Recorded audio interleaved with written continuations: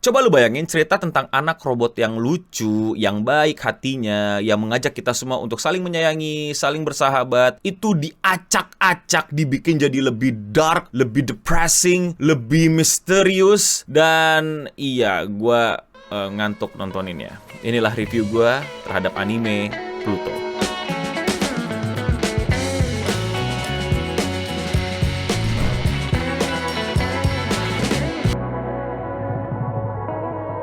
Mungkin dulu pada ada yang masih bingung, ini tuh apanya Astro Boy, no? Spin-off, lanjutan, remake, reboot? Jawabannya adalah enggak itu semua. Pluto adalah adaptasi Naoki Urasawa terhadap karya Astro Boy. Jadi Astro Boy ada nih, terus dibaca sama Naoki Urasawa, terus kayak, wah, gue coba bikin versi lebih dark lah. Gitulah kira-kira kasarnya. Kalau termin adaptasi yang gue gunakan tadi keliru atau salah, silakan koreksi gue di kolom komentar di bawah nih ya, buat anak yang sastra linguistik atau yang manga banget. Jadi ya, Pluto itu adalah Astro Boy, tapi sama mangaka yang berbeda. Astro Boy ya ceritanya tentang robot baik lah, yang pengen semua orang tuh jadi baik gitu. Ya ada konflik antara robot dengan manusia, robot dengan robot, manusia dengan manusia, tapi dibawakan dengan ala-ala shonen dan cocok ditonton sama keluarga. Sedangkan Pluto, jadi Pluto ini anime apa, no? Kok tiba-tiba rame diomongin orang, tapi kok lu ngantuk, no, pas nontonnya? Oke. Jadi bayangkan di sebuah dunia di masa depan di mana banyak robot itu udah terlalu advance sampai mereka itu hampir mirip secara fisik, secara kemampuan, secara mereka mengolah data dan informasi itu udah kayak manusia. Bahkan mereka itu bisa menikah, bisa berkeluarga, bisa punya anak, bisa liburan, bahkan bisa cuti. Jadi robot yang tadinya ngebantu manusia itu kayak udah menjadi manusia baru yang bahkan udah punya hak sebagai robot, dan hak itu udah diatur secara internasional. Tapi masalahnya suatu hari ada pembunuhan terjadi. Tiba-tiba ada pembunuhan berantai gitu yang bunuhin manusia. Tapi pas diselidikin, ini nggak mungkin manusia yang ngelakuin, karena kapabilitas fisik manusia tidak akan bisa melakukan ini. Dan yang bisa melakukan ini, ya pasti cuman robot. Tapi disinilah sinopsis yang bagus bekerja. Sudah ada aturan yang jelas, dan ini bukan cuman peraturan, ini sebuah sistem yang dimana robot-robot itu nggak akan bisa membunuh manusia. Jadi ini bukan sebuah peraturan kayak hukum doang gitu, yang dimana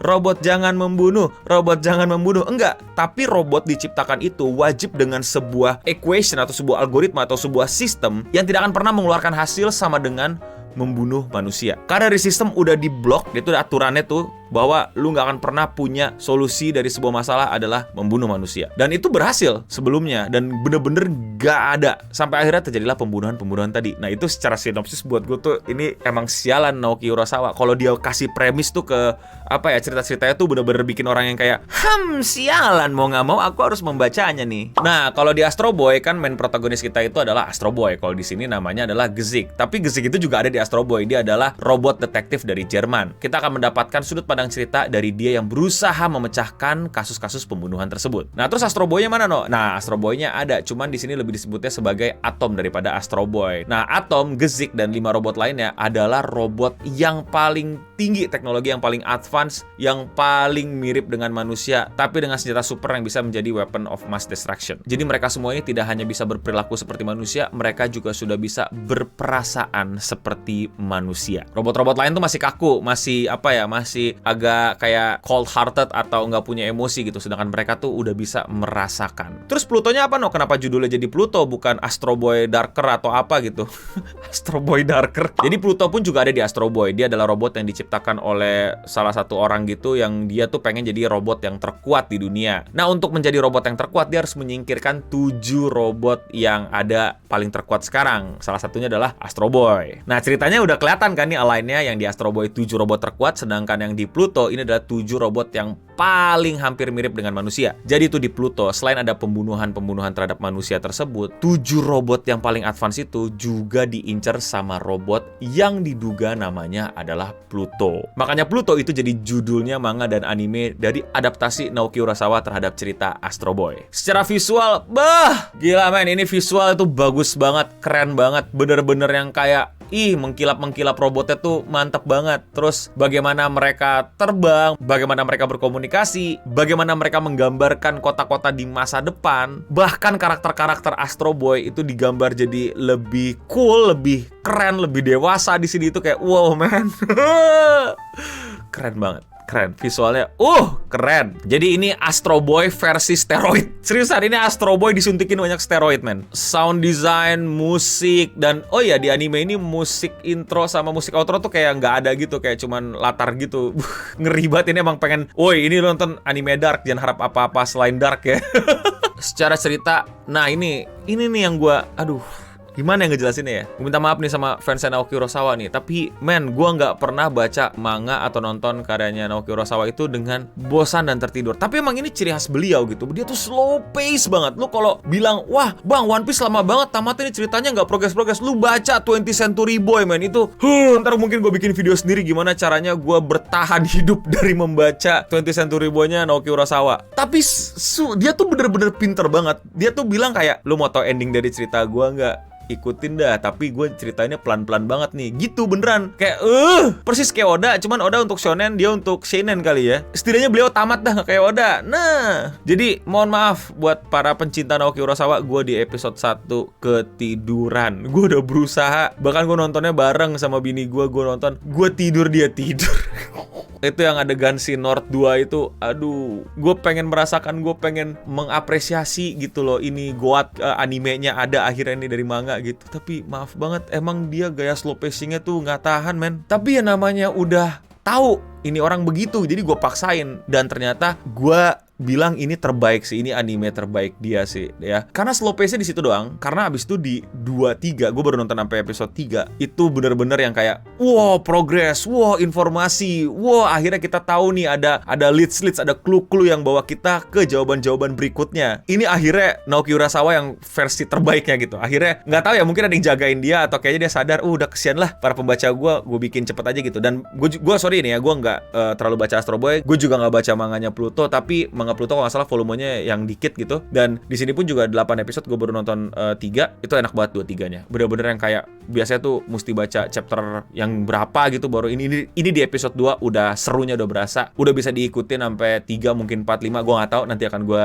bikin videonya lagi kalau misalnya gue udah selesai nonton. Konfliknya itu bener-bener rapi, misterinya disusun dengan rapi, nggak ada yang bocor, nggak ada yang nggak masuk akal ya, kayak film-film detektif yang udah keluar banyak-banyak sehingga plotnya udah kayak kacau balau banget, tiba-tiba ada muncul advance teknologi dari nggak jelas gitu. Gue jujur gue bener-bener nggak tahan, gue pengen namatin malam ini juga, tapi itu per episode 1 jam. Dan sebelum perasaan gue yang excited berubah jadi karena ending atau episode-episode selanjutnya malah dragging lagi, malah slow pace lagi, gue bikin dulu nih reviewnya. Pluto adalah anime yang cocok banget buat lu yang emang lagi bosen ngelihat yang santai-santai, yang shonen-shonenan, atau yang kangen sama vibe misterinya Attack on Titan di season 1, lu tonton Pluto. Yes, lu pasti akan ketiduran, lu pasti akan kayak, ini apa nih episode 1-nya? Dan itu kalau nggak salah episode 1-nya tuh emang 1,5 jam tuh dibedain sendiri. Bersabarlah, episode 2, episode 3-nya terbayarkan kok. Lu tonton dan lu nikmatin pencarian kebenaran ini, karena kebenaran ini bukan cuma nyari siapa pelakunya gitu, tapi kayak membuka dialog gitu. Kalau di masa depan, tiba-tiba robot AI itu udah semakin canggih, yang dimana akhirnya dia bisa physically appear seperti manusia, berpikir seperti manusia, berjalan layaknya manusia, apakah kita tidak boleh memperlakukan dia kayak budak? Ini serius, gue nggak bercanda ngomong kata budak ya. Selama ini kan kita melakukan handphone kita sebagai alat bantu kita dan lain-lain segala macam. Tapi ketika mereka sudah semakin seperti manusia, apakah mereka akan punya hak yang sama dengan kita? Walaupun mereka lahirnya di pabrik, bukan di rumah sakit, tapi ketika mereka sudah punya perasaan, bisa sedih, marah, benci, atau bahkan sampai punya mental health problem, apakah mereka kedudukannya di masyarakat sama dengan manusia, atau tetap sebagai alat bantu aja? Sehingga ketika mereka rusak, ketika mereka overwork, ketika mereka tidak mendapatkan jam istirahat yang layak, ya nggak masalah karena mereka bukan manusia. Ayo, menurut kalian gimana? Apakah robot mesti punya hak yang sama dengan kita? Atau sama persis? Atau nggak boleh punya hak sama sekali? Ayo, menurut kalian gimana? Nonton animenya, terus lo komen di bawah, atau lo mau komen di bawah sekarang juga nggak apa-apa. Apakah robot harus punya hak yang sama kayak kita? Atau iya boleh punya hak tapi nggak boleh sama-sama banget? Atau nggak boleh punya sama sekali, mereka hanyalah mesin, mereka hanyalah teknologi, dan teknologi adalah budak dari manusia? Komen di bawah. Lu tonton dulu, terus lu komen lagi. Lu komen sekarang tanpa nonton, terus lu tonton, terus lu komen lagi coba. Ini akibat dari lu nonton atau baca karya-karya si Naoki Urasawa. Ya gue nonton juga belum tamat ya, gue juga belum baca manganya. Mungkin gue juga punya argumen nanti di ending. Nanti gue akan bikin video lagi pada saat udah tamat ya, gue episode selesai. Semoga nggak ada lanjutan-lanjutan spin-off atau apanya ya, karena 20th Century Boy itu ada lanjutan-lanjutannya tuh. Tapi kalau menurut kalian anime ini gimana? komen di bawah. Kalau kalian suka sama konten gue kayak gini dan kalian mau support gue, kalian bisa lakukan dengan sesimpel klik tombol subscribe di bawah. Kalau kalian mau support gue lebih dari sekedar itu, kalian bisa membeli buku gue, Bagaimana Media Sosial Menghancurkanmu. Ini gue yang tulis bareng teman-teman, dan kalian bisa belinya di link di deskripsi di bawah. Di buku ini kalian akan jadi semakin paham bagaimana sosial media bekerja, bagaimana kita bisa terpengaruh sama sosial media, dan mungkin saja nanti bukan kita yang membudaki teknologi sosial media, tapi kita diperbudak sama sosial media. Ayo, penasaran kan? Klik aja dulu di link deskripsi di bawah. Harganya nggak nyampe 100.000 kok. Sekian Radio Singham review Pluto dari gua. Semoga gua kuat untuk nontonnya sampai tamat. Dan ya, untuk kita semua, stay clean and sound.